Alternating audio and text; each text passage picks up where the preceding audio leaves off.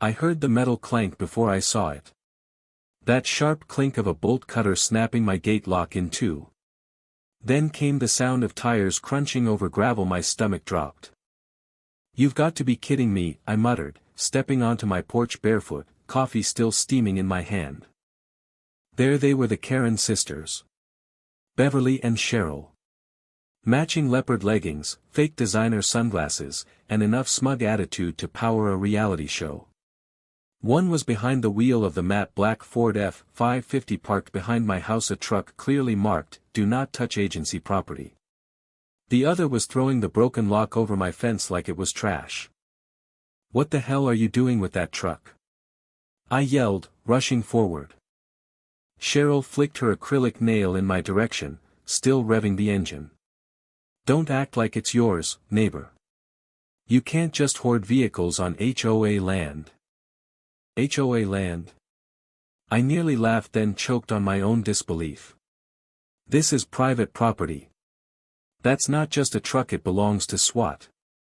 It's literally under federal inventory." Beverly rolled her eyes, pulling out her phone. "Then sue us." I froze. That tone, the entitlement. It wasn't the first time they'd crossed the line. These two had filed bogus complaints for years. Fence too tall. Grass too wild. One time they called code enforcement because they heard my dog sneeze at night. But this? This was theft.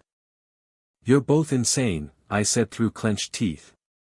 "You've crossed the line this time.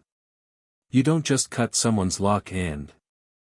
"Watch us," Cheryl smirked, and then just like that the truck peeled out of my yard, leaving a trail of dust and my shattered gate swinging in the wind. For a moment, I just stood there, mouth open. Then I exhaled sharply. "Oh, you just activated every federal alarm in that truck." See, what they didn't know, couldn't possibly know, is that I'm not just a regular guy with land and a truck. I'm a federal tactical training officer. That vehicle was on loan for an upcoming SWAT simulation. It was wired, tagged, monitored. And inside, beneath the seat, was a red, blinking panic chip designed to alert central dispatch of unauthorized movement. And they took it. I called my superior. The moment he picked up, I didn't even get 5 words in before he shouted, "We've got motion on the rig." "Where is it?" "In my town," I replied.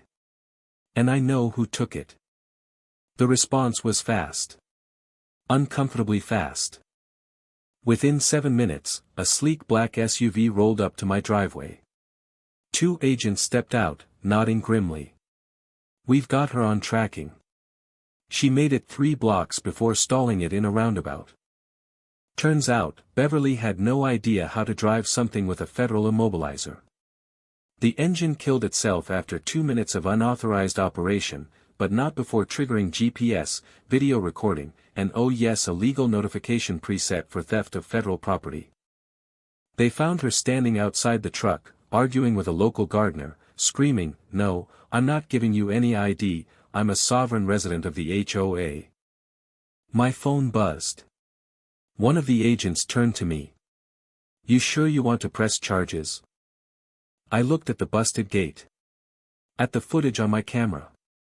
At years of petty power trips and fake violations, and now this? I nodded once. "Hit them with everything you've got." Cheryl was found back at her house, calmly baking banana bread like nothing had happened. She was stunned when the cuffs clicked behind her back. "This is harassment." "I didn't steal anything, I was borrowing." "From the United States government," the agent replied dryly. "You'll explain that to the judge." And then the twist. Apparently, they'd posted a video of the heist on their HOA Facebook page. With captions. Music. Hashtags. HOA Justice taking back our land. My God. They documented the crime. That video alone became Exhibit A in the federal lawsuit filed against both sisters for grand theft, property destruction, and interference with law enforcement equipment. When court day came, They wore matching pink blazers and pleaded, "Not guilty," with their noses in the air. The judge didn't even blink. "Ms. Beverly. Ms. Cheryl.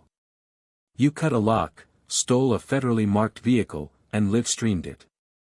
You're lucky this isn't a terrorism charge." They each got 18 months probation, $30,000 in damages, and mandatory community service with, I kid you not, the SWAT Gear Maintenance Division. And their final humiliation? The HOA, embarrassed by their actions, voted to remove them entirely from any committee duty. No more rulemaking. No more fake authority. Just two disgraced Karens with a criminal record and a mountain of federal paperwork.